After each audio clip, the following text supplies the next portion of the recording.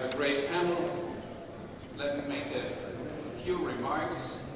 We will get very brief statements. At the beginning, 5 to 10 minutes. I will look for discipline concerning this so that we have enough time for discussion later on. And we have a great subject. I don't know if you have seen the article in ICS Hernádi just a few days ago, a promising gas future for the KRI. The same, of course, is true for the oil future. It is said that there are 45 billion barrels resources of oil just in the Kurdistan region and 5 to 6 trillion cubic meters of gas. So it's a small part of the world, but blessed with an enormous richness of hydrocarbons. And that points to a promising future for that region, which has suffered a lot in the past. And if you go to Arbil or Dobuk or Soleimania today, you see a lot of construction boom. You see great growth, security, a promising degree of democracy. So you have the feeling that it's a positive development, as this article also points out. But of course there are a lot of risks and problems as well. Well, there is of course the difficulties with the central government in Baghdad, the difficulties between Baghdad and Arbil, about the question how to share the oil revenues. There is no accepted hydrocarbon law yet. There's the disputed area of Kirkuk, and there is the KRG's unilateral decision to award production licenses to energy companies, and not only small ones, but also huge ones like ExxonMobil have made use of that. And then there is, of course, the question how Turkey fits into that whole game. Turkey needs a lot of gas and oil, so Turkey has a clear interest to make use of these enormous resources. And Turkey has problems with, obviously, with the Maliki government in Baghdad. So this has stirred up a lot of discussions about a closer relationship between Turkey and the Kurdistan region, and it has manifested in a lot of cooperation, a lot of Turkish companies which are actively engaged in the Kurdish region. So it's a lot of chances, but also a lot of problems, and we have a great panel to discuss it. I would like to introduce the first speaker of today's panel, and that is Dr. Joost Hiltermann. Mr. Hiltermann wrote a great article in last Foreign Affairs edition about the Kurdistan region, and he is with the International Crisis Group. He is the director of the Middle East and North Africa program of the International Crisis Group, which has issued a report in April this year with comprehensive policy recommendations to all the players. So I think Joost is most probably, they never issue who is the author, but he's most probably one of the authors, if not the main author of that important study. So we give him the floor to give us an overview. Joost, please, if you would like to start. Well, thank you very much, Dr. Pflüger, and thank you to the Atlantic Council for inviting me and for arranging this fantastic event. I'm very honored to be here and to meet you all. Hello to all my old friends and colleagues who are here on the panel and in the audience. Since we're in Turkey, I will not focus on the Kurdish issue as such, as I did in the Foreign Affairs piece today, but I will focus on Turkey instead, and its relations with Iraq, a country that I studied really for the last 2 decades, and have come to know very well. As we speak, relations between Turkey and the government in Baghdad are deteriorating. Every day there's another development that shows that things are going backward, not forward in that relationship. Now, as I say that, at the same time, relations between the Turkish government and the Kurdish regional government in northern Iraq are continuing to improve at an amazing pace.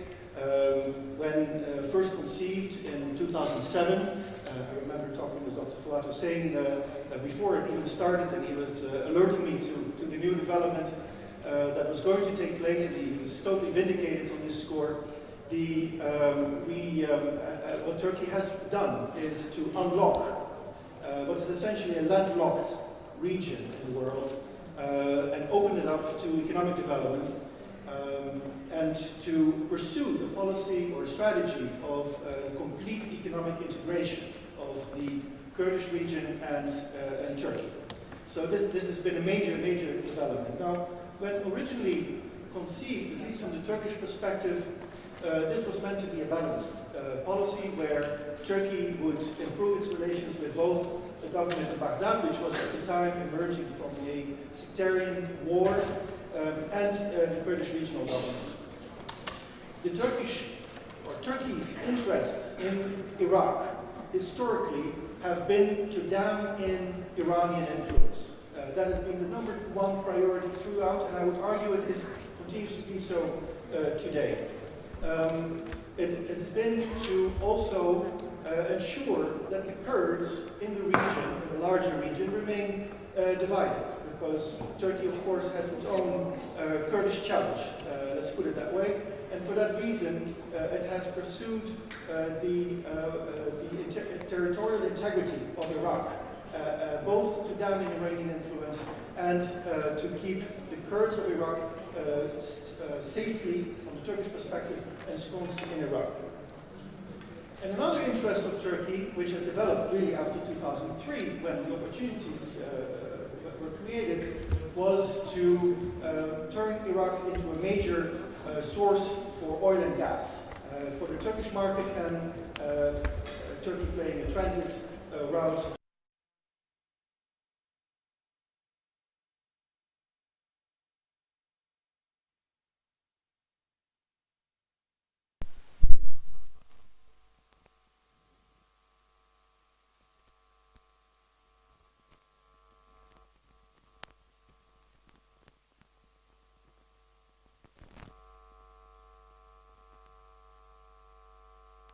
Good time to have strong relations with an Iraqi government which was deeply internally divided, but from 2007 onward, Turkey pursued a policy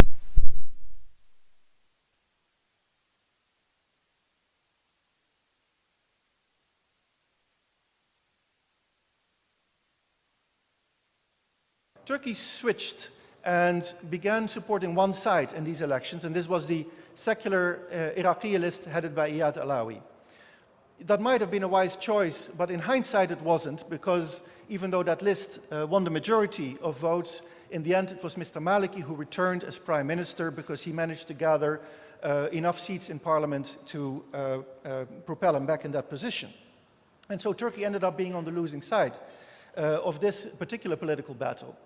And that, of course, did not go over well with Mr. Maliki, who has, after that, started to take revenge of sorts. It hasn't affected trade between Turkey and Iraq, but there were a number of signs that Maliki was deeply displeased with Turkey after this.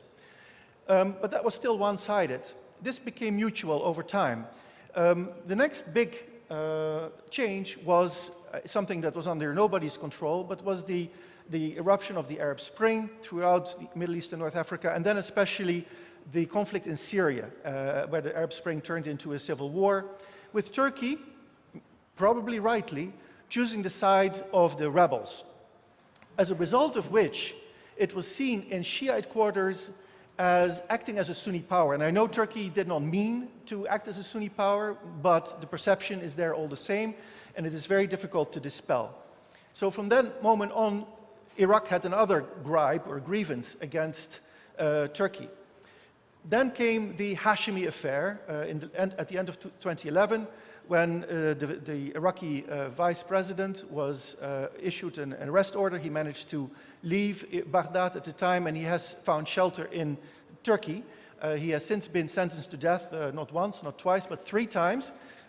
We have to doubt the Iraqi judicial process, but in any case, the fact that he is being sheltered in Turkey has rankled, of course, the powers that be in Iraq. And finally, in this year, Turkey sided with an anti-Maliki coalition that was trying to unseat the prime minister through a parliamentary no-confidence vote earlier this year, and that effort has failed. It may be revived, or there may be other ways in which this battle is being fought, but that also was a net loss to Turkey. All of this meant a sharply deteriorating relationship between Iraq and Turkey, even as trade has continued at an even keel.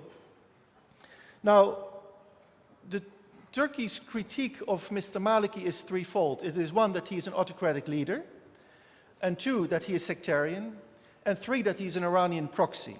Well, on each of these 3, there are issues to be made. I think when it comes to being an autocratic leader, Turkey has a point. Mr. Maliki is clearly tending towards being an autocratic leader if he can get away with it.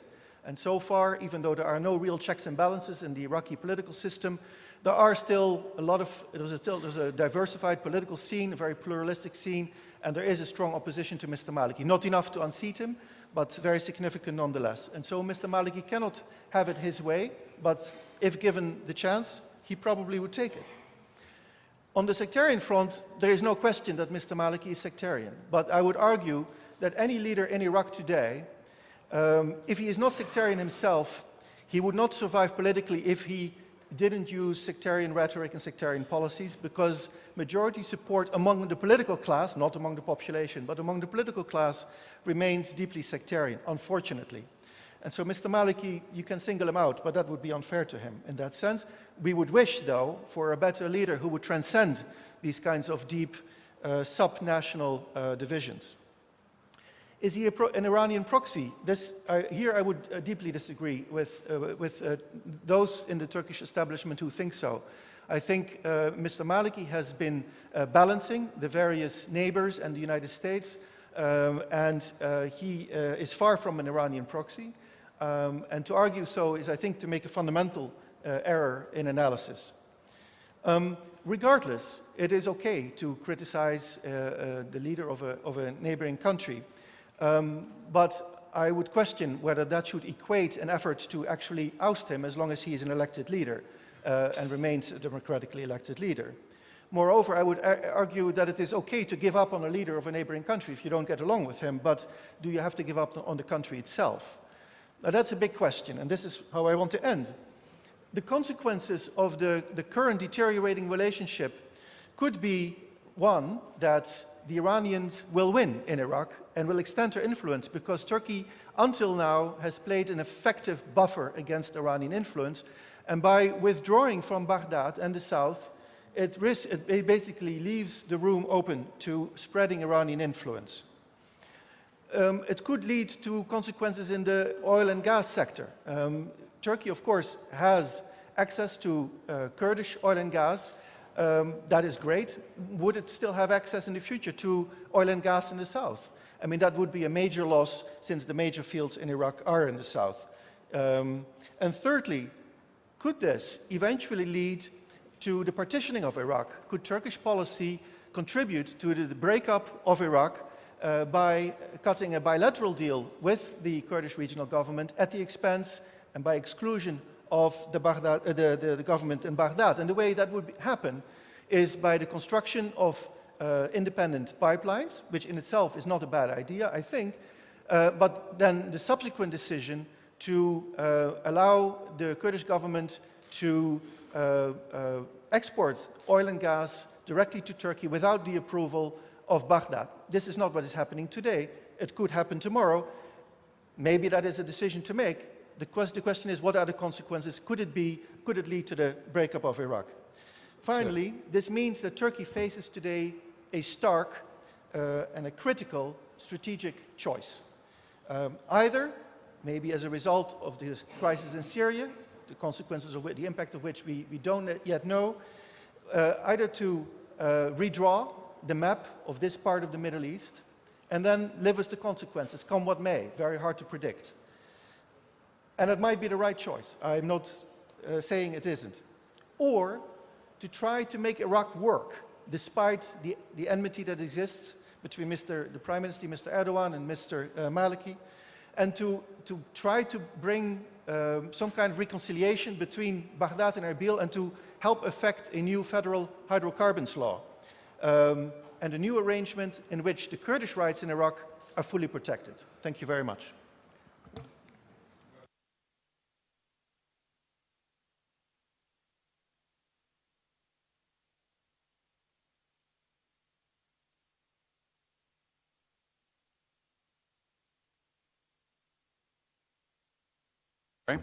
Mr. Hernádi is a banker by education and is now the CEO of the largest independent gas and oil company in Central and Eastern Europe, MOL from Hungary. And it is a company which is engaged in upstream, midstream, and downstream business.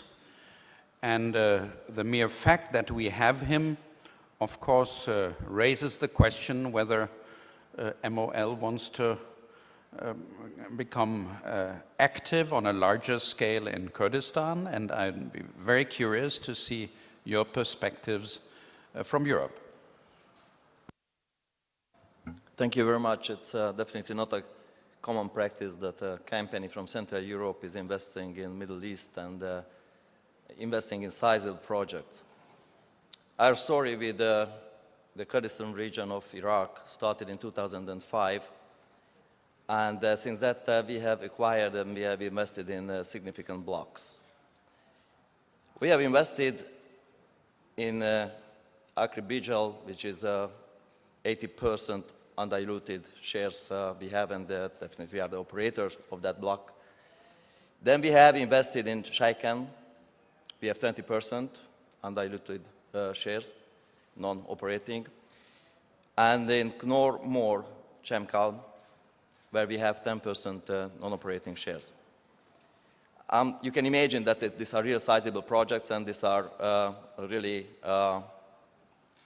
needed a lot of investment already, and we are committed to invest even more. And the reason is definitely coming from a country, coming from a region which 22 years ago had a totally different system. We have learned that in certain cases we need more patience, because the efforts are coming if the leaders are committed to make efforts. Central Europe needs this kind of investments. This region is definitely one of the last regions in the world where there are such onshore opportunities like in the Kurdistan region of Iraq. Not only opportunities, we are talking about, which is in our business really a very relevant issue, we are talking about an environment which is compared to the other chances, to the other challenges, is definitely a well-regulated and transparent environment. So our committed approach towards Kurdistan region of Iraq means that in the next 5 years, 1/6 of our total capex, we will invest in this region. And we are committed to do that. Because we strongly believe that the potential, what is existing already here, is very promising. The commitment from the leaders of the country is there. The transparency is already existing. And these are the most important factors. Definitely, Kurdistan region of Iraq wants to increase by 10 times the already existing production by the end of this decade. And we all know the hydrocarbon is there. We all know that is a target what we can achieve. We all know for that we have to invest a lot. Probably in the next time, we need to invest far more in the midstream part of the business. We need to invest to that, and for this, we need a common understanding between the leaders of the entire region. Not only Kurdistan. We are talking about the federal government, we are talking about Turkey, we are talking about the neighbor countries. Because it's not enough just to produce the hydrocarbon, we need to have an access to the market. And this needs stability and common understanding. So we are committed, we have patience, we know that we need more and more well-trained local people, we have that. We have agreements to educate people in Hungary and the other Central European countries. We will do that because we believe and we are committed in the future of the Kurdistan region of Iraq. Thank you.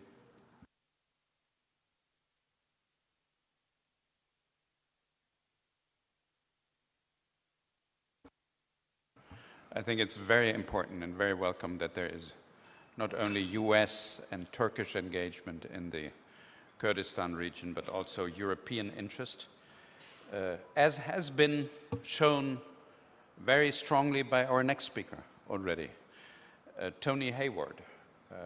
He is the CEO of Genel Energy. Most of you will know that he was the group chief executive of BP from 2007 to 2010, having started his career in 1982 as a geologist in that company and having worked up all his way to the very top.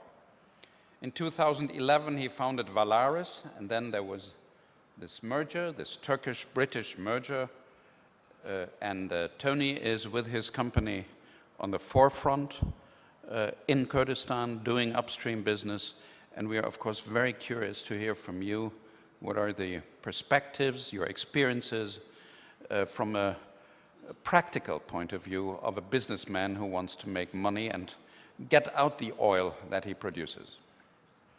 Thank you very much. Great introduction to what I wanted to talk about, really, which is the business perspective on all of this, and why is the Kurdistan region of Iraq such a focus for the oil and gas industry today? And of course it begins with the oil and gas potential.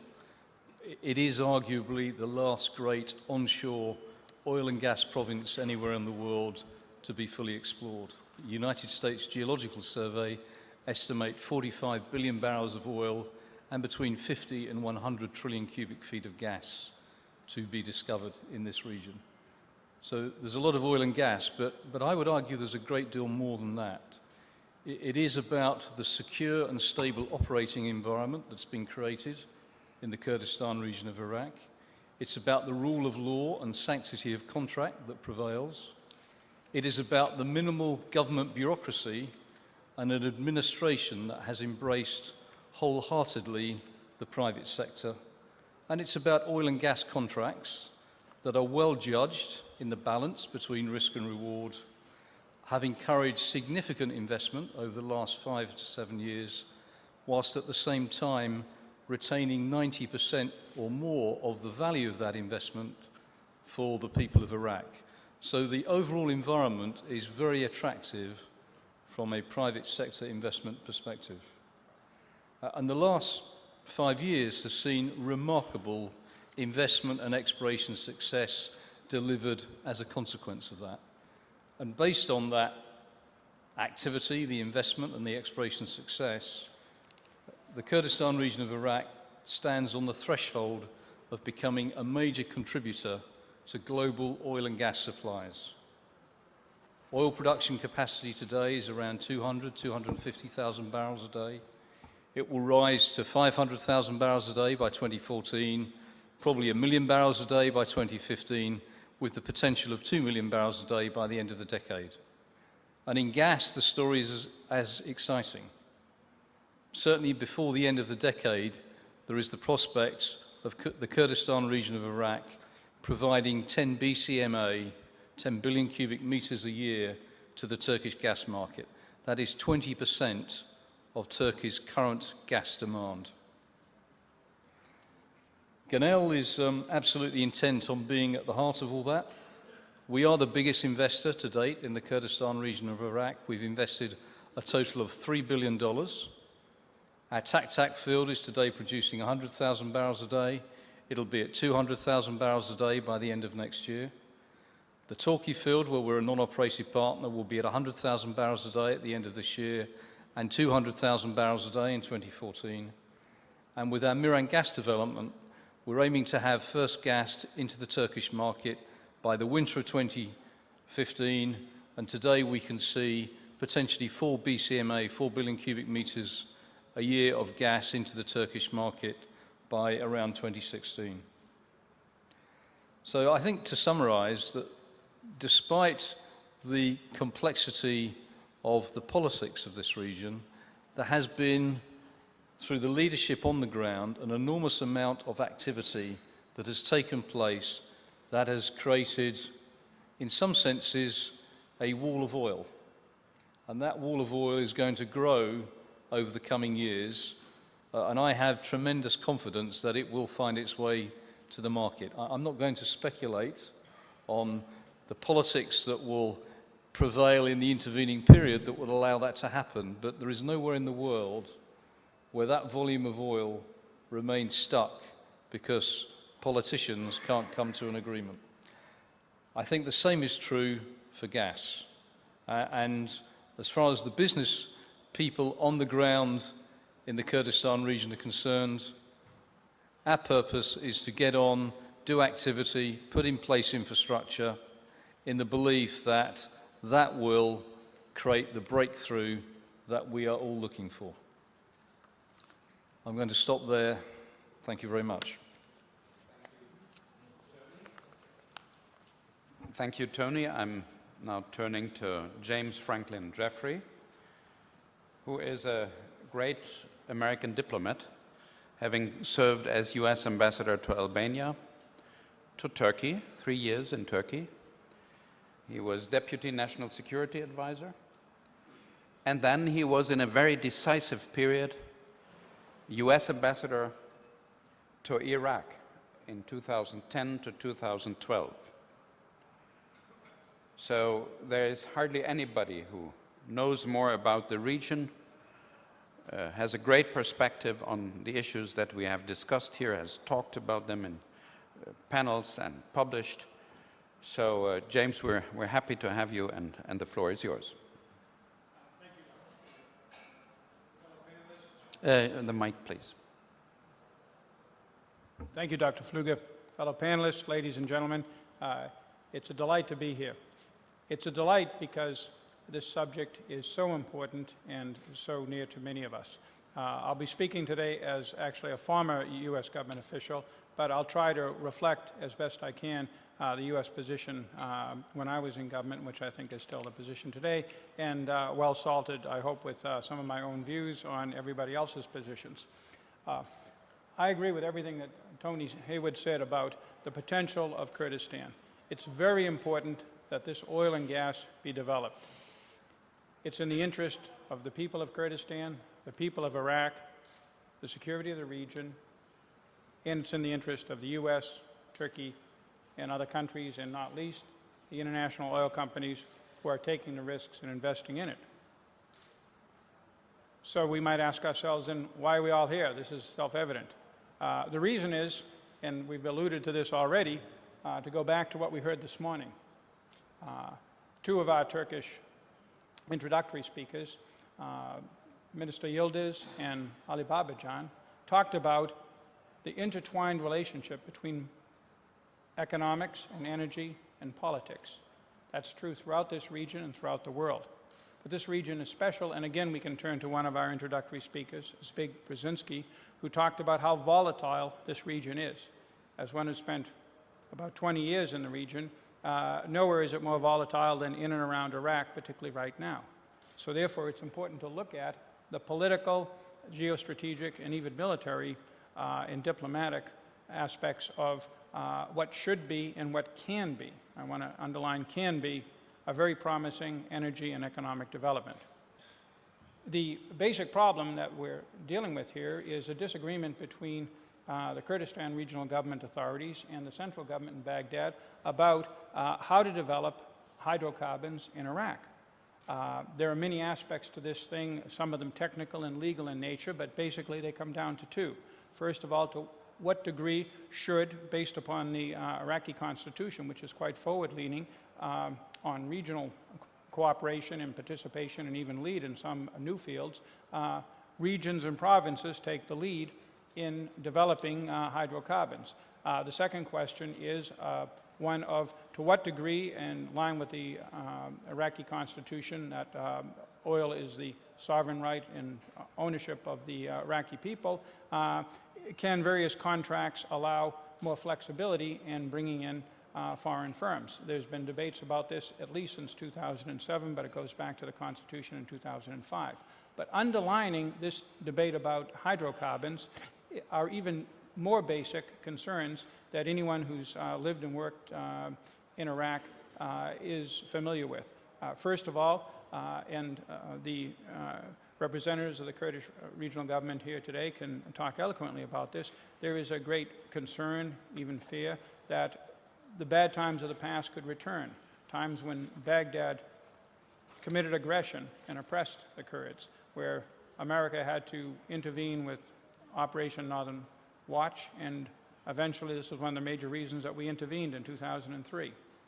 On the other hand, Iraqi Arabs are very concerned that the very unity of the country might eventually be placed at risk if you have a contiguous territory with its own military forces, some 190,000 active and reserve Peshmerga, its own export industry, and powerful friends in Ankara and Washington. So there is a tremendous political strain that goes to the very essence of the new Iraq that we're dealing with. In terms of Turkey, many of you in this hall know the situation in terms of Turkey and Iraq better than I, and Joost summed it up very well, and I agree with him. Let me just say a little bit about where this puts the United States in the middle of this. The U.S., as I said, is very supportive of developing hydrocarbons in Kurdistan as it is in the rest of Iraq. Our first concern with Iraq since 2003 has been to maintain a unified, peaceful, and stable Iraq that is a contributor to, not a problem for, regional security. A second important goal is the development of hydrocarbons throughout the country. The IEA has recently estimated that Iraq could reach 6 million barrels a day by the end of this decade, and much of that will come from the south, some from the north, based upon what we've heard today. In addition, over the next decade or so, Iraqi oil could cover perhaps 45% of all new oil developed anywhere in the world. So the potential for Iraq as a whole is extraordinary, and thus it is a very important player in international security as well as international economic and oil fora. The concern we have is that there must be a way to find a win-win-win solution whereby Erbil, Ankara, and Baghdad all find a way to cooperate to get hydrocarbons out of the north as well as the south, mostly through Turkey. This again will be beneficial to everybody. There are alternative scenarios. Our fear is that the alternative scenarios, particularly one that might exclude Baghdad, could lead to one or another political, legal, or even military conflict between the central government and the north. That would not be good for investment, that would not be good for oil development in the north in particular, but also in the country as a whole. There are various scenarios that could produce this. First, if there were continued disagreements between the two, Baghdad could cut off the 17% of oil earnings money to Kurdistan, which is roughly $10 billion a day, rather a year. Secondly, there could be, as we heard earlier, conflict in the disputed areas where there are mixed populations. There could be more Iranian involvement. We're very concerned about this. And there could be legal challenges to oil that is shipped out without the permission, or gas for that matter, without the permission of the central government. So these are issues that we think it is best to avoid. Because of this, the United States, along with all of the other actors, have been involved, particularly since the summer, in an effort to try to get the various sides to find a way to cooperate, and this led to an agreement in September between Erbil and Baghdad, allowing right now some 200,000 barrels a day to be exported by the Kirkuk-Ceyhan pipeline.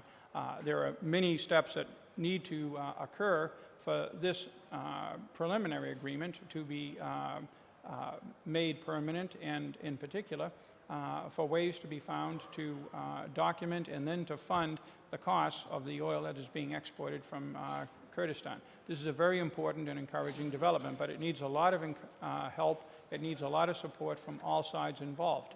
And that's something that I believe that the U.S. government will continue to put a great deal of effort into. In the end, everybody has to cooperate. In the end, there cannot be a situation where Baghdad denies the Kurdistan regional government a hydrocarbons future. But also, before we get to that point, it is very, very important that all sides try and try again to find a way to bridge their differences and come up with a way that everybody benefits. Thank you. Thank you so much for your statement. I would like now to turn to Dr. Ashti Hawrami, who is the Minister of Natural Resources of the Kurdistan region of Iraq. He has this position since 2006. He kept going after the parliamentary elections in 2009 and was just reappointed this April in the 7th cabinet. And if you have followed Dr. Ashti's career coming from the private business side, having been born in Suleimania and then becoming an Iraqi oil man and then an international oil businessman in London. And then if you see what he has achieved in only a very few years in Iraq, in the northern part of that country, raising the interest of international oil companies from Genel to ExxonMobil and many others who have engaged there, who got production sharing agreements. He did that with great skills, and he is one of the major architects of that success story of the last years. And we would like to hear from you how you react to these challenges, dangers that in particular we have just heard from James Jeffrey. And what's your perspective on this, well, doing it alone business, as some people believe the Kurds would like to embark upon in the next years? Mr. Chairman, thank you for that introduction and your kind words. It's been a team effort what we have done on the backing of my President and Prime Minister, where we are with the policy rather than me individually alone. Distinguished panel, ladies and gentlemen, good morning to all of you. I've been following, like everybody else, the flow of the discussion. It's very positive to highlight the issues from experts. People know Iraq well, from Mr. Hiltermann, who's been writing about Iraq for many years. And of course, my good friend, ambassador here, that he has served in Iraq for many years. I cannot disagree with some of the issues being discussed. The only thing I want to start with a remark before I say a few other words. I think this issue of the fear of partition in Iraq, break Iraq, which came through some of Mr. Jeffrey's remark, but particularly more strongly through Mr. Hiltermann's, and an accusation, or at least pointing finger at Turkey to do that, I'm afraid we disagree with that. The reason for that, there is nothing in the intention of any party involved, because I've been discussing with the government of Turkey for 3-4 years. Every time, unity of Iraq has been at the centerpiece of our discussion. Turkey is not breaking up Iraq. The people break up Iraq are the bad Iraqi people who want to take us back to dictatorship. Bad policies of Iraq will take us back to breakup of Iraq. And that is in the hands of Iraqis themselves. It's not an illness of their neighbors or the intent of any neighbor. So I think we've got to squarely reject accusation of interference of particularly Turkey with the internal affairs of Iraq. Yes, they've been even-handed with all the communities in Iraq, and we respect that. And they realize they have some economic interest like everybody else, so nothing wrong with that. But again, I think adding more fuel to the fire doesn't help by putting in an audience like this, singling out Turkey as being a bad guy. And this is absolutely not to the interests of Iraq or geopolitical interests. So I'd like to, on behalf of my government, to reject completely those accusations, because we know our experience, how we deal with the Republic of Turkey, and we have good relationship with that, and we are proud of that. But that is not at the expense of our own country. We are Iraqis. We want Iraq to be stable, united, secure. We are not doing anything to undermine our own country by having a relationship with our neighbors. So I think by anybody breathing, exporting, or having some degree of freedom of Kurdistan, of having export going on and growing and investment growing on behalf of all of Iraqi people, and then turning around saying, well, the Kurds may have some other ulterior motive, or Turkey may have some other ulterior motive, we're not going to get anywhere. What you're saying, if Iraq implements its own constitution fairly and squarely and adopts democratic tools, Iraq will be leading rather than being led. But at the moment, we are unfortunately in that sort of situation. So I think I agree with the issues being raised, but the illness is at home. We are the source of the problem ourselves, Iraqis. It's not being caused by Turkey for us. Of course, I respect and I'm encouraged by the goodwill of two of the operators in Kurdistan and many of the others. And what we have done basically created the environment for investment, and the history will judge. What Kurdistan has done probably will save Iraq. What Kurdistan has done will take Iraq into the right direction for the security, for boosting its production and economic development, whereby the bad politics eventually will be demolished. And unity of Iraq can only be preserved with the diversity of its people being recognized and with the constitution of Iraq being fully implemented. It cannot be done by everybody praying to Baghdad and pretend there is no new constitution. And that is where the difference is, and we are continuously in dialogue with our colleagues in Baghdad. There is not a break of communication. I've been there several times on the oil issue, on the budget issue. We continue to do that, and the September 13th agreement is a very good example how that came about. It was our initiative. We started with the companies, say, let's produce 100,000, give some room for discussion started, and thanks to some of our friends in Washington, they also welcomed it and they helped us to come to that agreement. It is our initiative, so we continue with it. We will support it. We will never rest till that agreement is fully implemented. But of course, it could be bad intentions to derail it again, but we will start another one. We will not stop till the constitution is fully implemented. And this share of volume of the oil and gas is unlocked and find its way to the market. As Tony said, I don't know anywhere with 100,000 or 500,000 barrels being not unlocked, let alone with the potential of Kurdistan, which is in the immediate future, we lead into 1 million barrels and potentially 2 million barrels. And of course, adding to that, the access route for another 1 million barrels of other Iraqi oil will have to find its way through the north to the market. So 3 million corridor coming via Kurdistan to the market is what we're talking about. I heard many of the speakers in the opening remarks this morning talking about East meeting West in Turkey.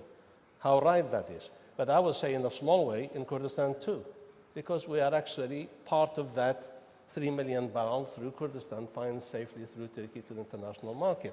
So Kurdistan is part of the same corridor as Turkey, is part of Iraq, but without stability in our part of the region, that 3 million barrels of oil is unlocked regardless of the facilities might be available in Turkey or not. So a few more words if I have a few more moments, Mr. Chairman. Yes, we know the issues. They are constitutional. They lead to power sharing issues, arguments which are not there in place.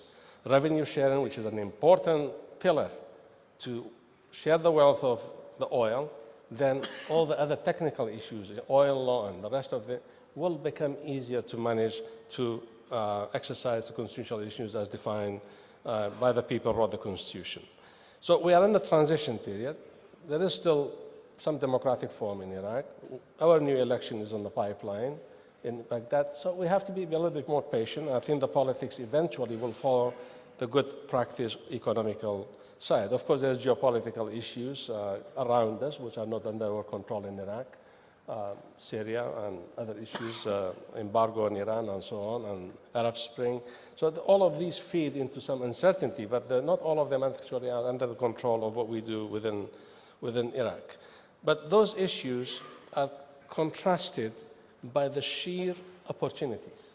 The opportunities that two of my colleagues here discussed about, recognition that Kurdistan by itself, let alone by unleashing and unlocking part of Iraq's oil as well, with the 45 billion barrels of oil or more, and with the gas potential for the European and Turkish market, it must be encouraged. It must go to the market and not to wait for bad politics to make the system for it, because the bad politician will never engineer the right policies.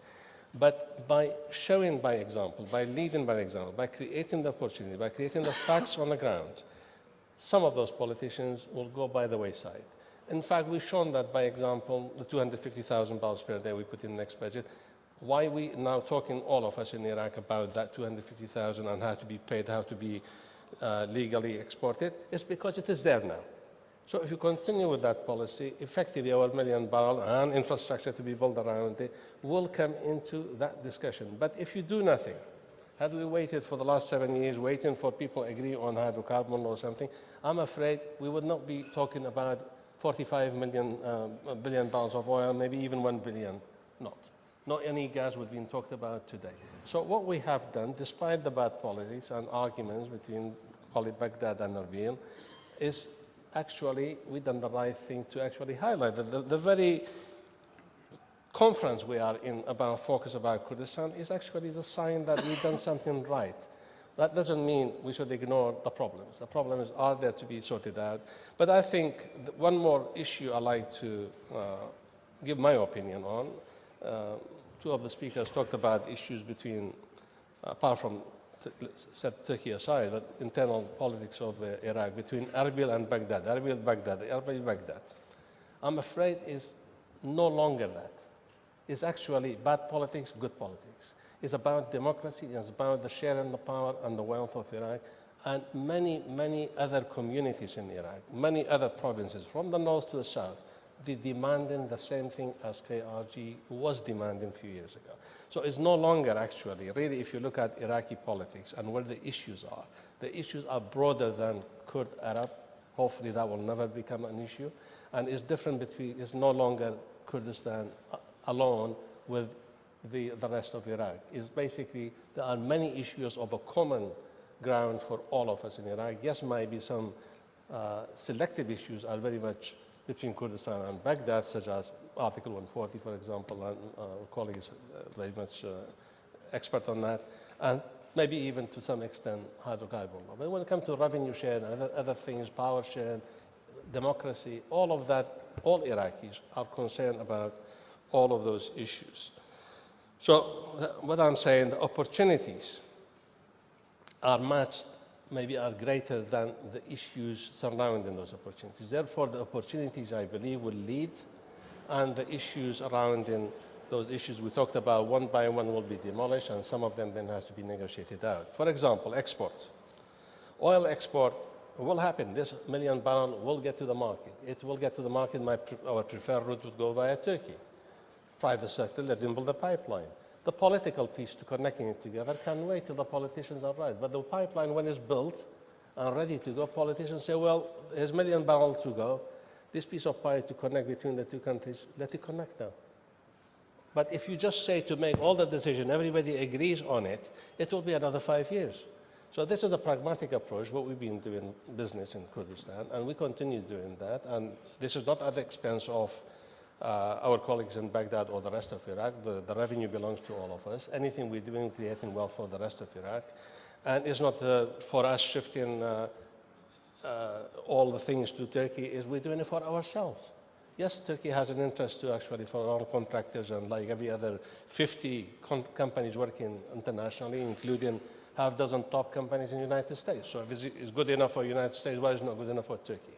If it's good enough for the United Kingdom and for example, Hungary and so on, the rest of Europe, why is it not good for Turkey? Why it should be so sensitive? Because we have a relationship with Turkey is working well, and everybody should be immediately thinking, well, Turks want to break up Iraq, or the Kurds want to separate. But what I'm trying to say, because we suffered so much in the past, by asking for our rights, that doesn't mean you automatically should put a question mark, their intentions are bad, they want to separate out. This is where things are, analysts get it wrong. By asking our right within the Constitution, we are the best Iraqis. We are the ones actually forcing Iraq to stay together at the moment. If you look around, who is mediating in Baghdad between various components of Iraq to actually make the government even now function is the Kurds. So we are the best Iraqis, and we continue to support our country and the unity of our country, but we also demand our rights as written in the Constitution. And thank you very much.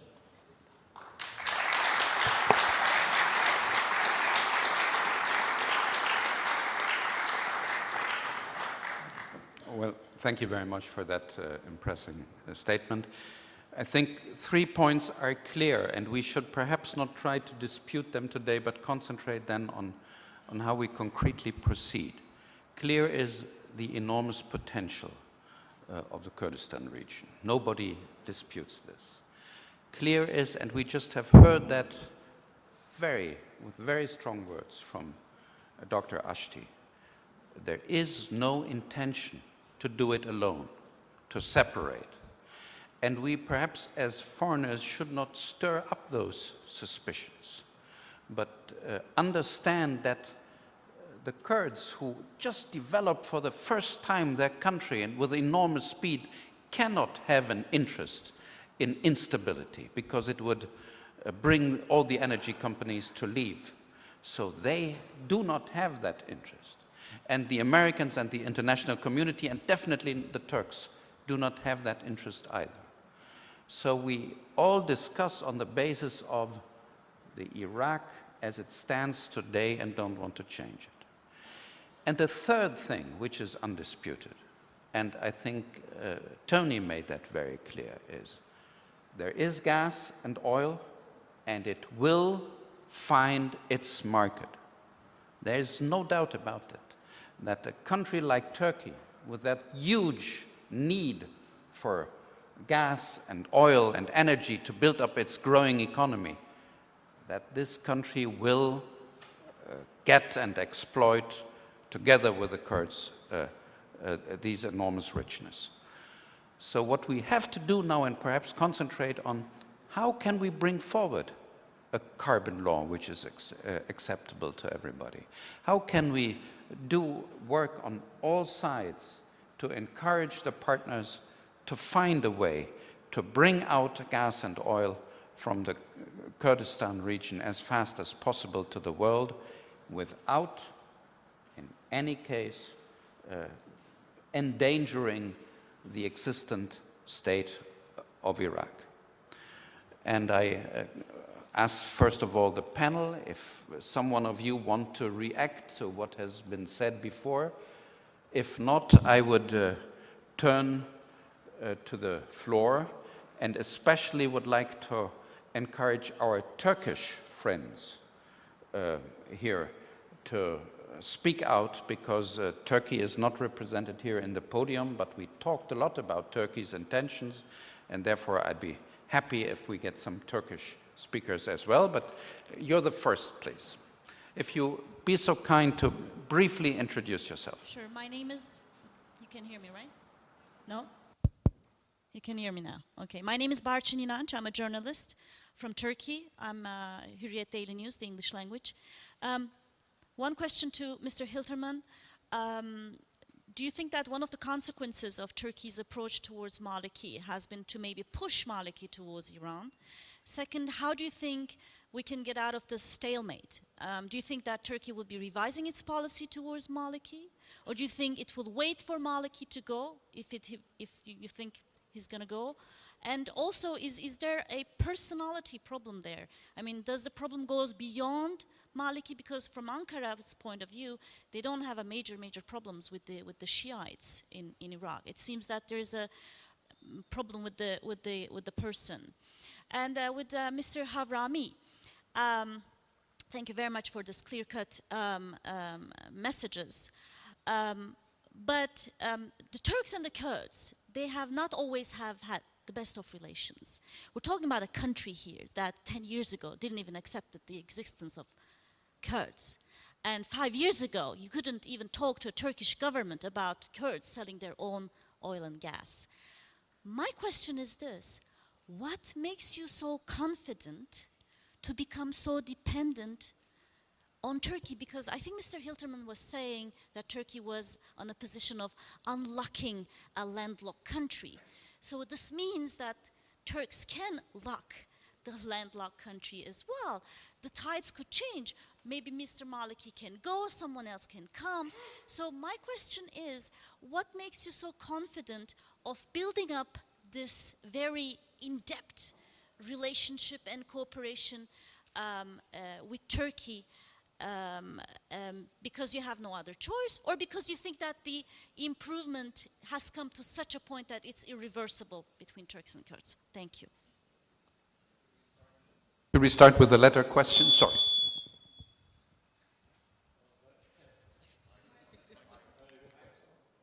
Very good question, thank you. I am confident because I learned a long time ago when you talk to our Turkish counterparts, they tell you exactly what they think. There are not actually any way about of deceit or misguiding you or something like that. So the trust is there, and when the trust is there, issues are discussed, solutions are found, you build on it, and we are confident we go in the right direction. But the centerpiece comes back what I said about our own problem. When you have 2-3 million barrels of oil, it will find itself to the market. The same concept applies to our relationship with Turkey. Turkey is a big nation, is a consuming nation, with 70-80 million an energy bill of $60 billion, whatever it is. Kurdistan at the backyard of the country, and you have large portion of your own Kurds, so it's not a question of not having a relationship. It's very natural. We've been part of 1,000 years of history. We may have had 50 years of bad history, but with 1,000 years we've been together. This is where our history is. Therefore, economically thinking, this piece of Kurdistan, with this potential, Turkey needs it. We need Turkey to unleash it to the market. Very simple equation. And that is to the interest of Kurdistan, to the interest of Turkey, any decision maker sitting in Ankara, and we're grateful to Prime Minister Erdogan to be visionary to unleash this and create this discussion environment. We are confident there is no way back there. But I repeat what I said in my opening remark. This is not at the expense of unity of Iraq, not at the expense of our relationship with Baghdad. Baghdad is our capital, Iraq is our country, but doesn't stop us having good relationship with our immediate neighbors. Iraq's border with Turkey is Kurdistan, actually. There is no another border. Iraq has to go through Kurdistan to Turkey and vice versa.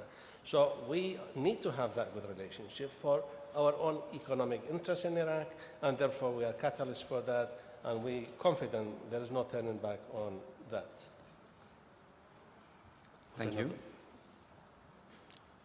Please. Yeah, thank you very much for those questions. You know, it had been Turkish strategy to court the government in Iraq in order to keep them out of an Iranian embrace. And that has worked up to a point. Of course, the United States was doing the same thing. It is really unfortunate that the conflict between, to the extent the political conflict between Turkey and Iraq has become so personalized. It's very much a conflict between Mr. Erdogan personally and Mr. Maliki personally. Of course, it doesn't mean that there aren't other people in Turkey who don't agree with that don't agree with Mr. Erdogan. There is a lobby, but at the same time, it has become highly personalized, and that I guess there's a good and a bad to it. The bad is that it's very hard to overcome these personal grudges, but the good is that leaders eventually pass on both sides. And so hopefully the basic relationship has not been harmed, and you're absolutely right to point out that the Turkey doesn't see the Shiites as such as the problem in Iraq, and I think that is very important. But the question, your second question was about whether Turkish policy now is pushing Mr. Maliki toward Iran. And I would say there are two factors that are pushing Mr. Maliki toward Iran, even though he's still not an Iranian proxy. One is alienation by other countries like Turkey, potentially the United States. This is not happening now, but it could happen. And second is the Syria crisis. Not because Mr. Maliki is doing Iran's bidding in this regard, but because it was a coincidence of interests. Neither of them, for their own reasons, separate reasons, don't want the Syrian regime to go, or to go without having a stake in what follows next, what comes next. So I think there is the potential definitely is there that Mr. Maliki will be further pushed into Iranian arms if the alienation continues from Turkey's side. Finally, you asked about, is there another way to deal with Mr. Maliki? Well, there's going to be elections in 2 years' time. It's the perfect time to get rid of him. But I would suggest that Turkey not pursue the policy of 4 years ago, in 2009, where it clearly chose sides. I would pursue a more subtle policy in order to get the results that serve your interests best. Other questions, comments, please. I'm a journalist from Japan, representing Nikkei. Can you hear me? Would you please stand up? It's easier for all of us. My name is Sinan. I'm a correspondent of Nikkei newspapers from Japan. We haven't talked about the organization of PKK, which is mostly considered a terrorist organization by US, EU, and Turkey, and most of the international communities. So it is there in the northern Iraqi mountains, and we're talking about tremendous opportunities of oil and gas. And we've been seeing that there are some explosions in the pipelines and so far and so forth. So can we fully exclude the PKK out of the equation while trying to make these huge deals work, or will there be a solution in that wise to make these huge projects work? Thank you.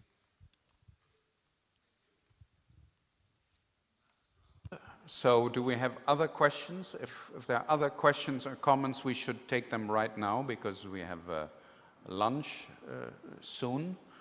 Some other remarks?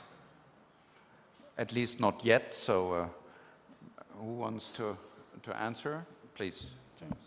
Well, on the PKK, of course, I think we're all up in the panel agreed that the PKK is a terrorist organization and the enemy of everyone.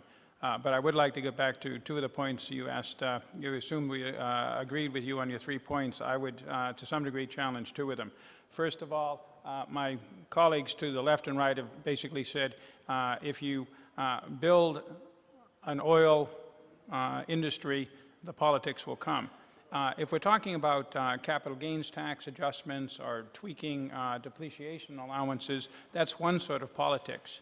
But politics involving the United States to get oil flowing in this region since 1986 have involved a tanker war with Iran, 500,000 U.S. troops in Desert Storm in 1991, 12 years of Operation Northern Watch and Southern Watch over much of Iraq, and of course 2003. Directly or indirectly, these all had a lot to do with oil. And the United States, in looking at this region and in looking at some of the issues here, I'm very, very confident will want to have a say in how all of this fits together so that nobody assumes that if it starts going bad, we will show up once again with a deployment like we've had to do 4 times in the past 20 plus years.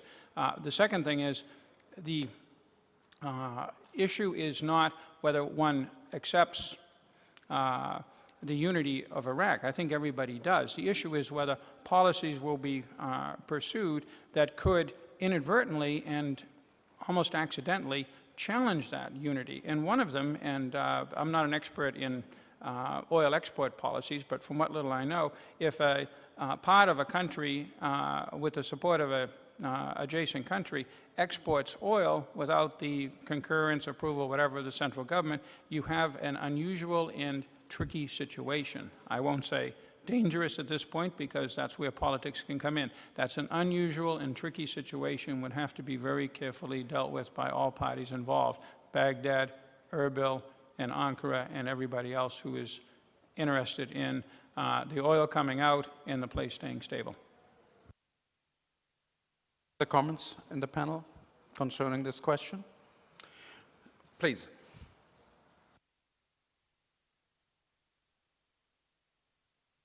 I'm Alex Cranberg. I'm chairman of Aspect Holdings.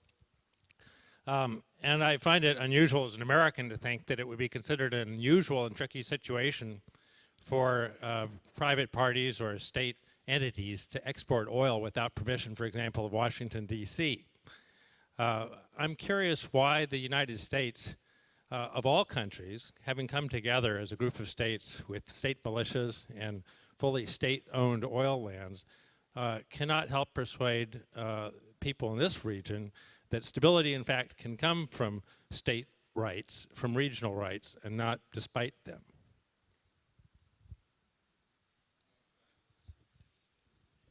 Again, we do support regional development of hydrocarbons. The United States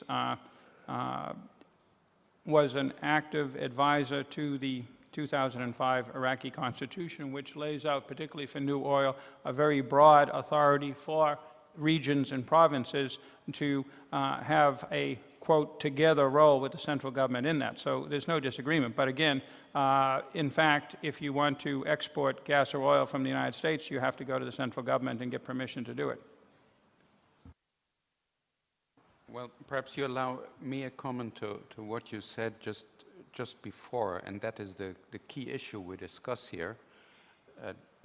Is it a good idea, is it dangerous or tricky that the Kurdistan region and the Turks do business with themselves? Of course it is not an easy thing, and it is a difficult thing.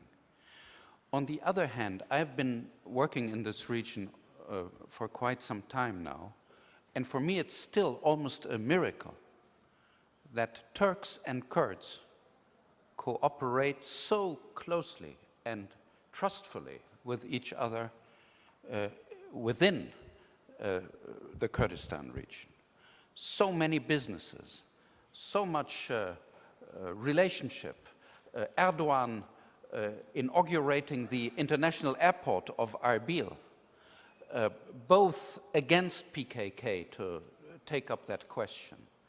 So while the international community still believes the PKK-Turkey question is the most important one, you have an enormous network of relations between Turks and Kurds, and the Turkish government has become some sort of good hegemon for the region. And I think we as international community should not immediately be suspicious what's going on there, but welcome that, perhaps to a certain degree, even historic development of the last years.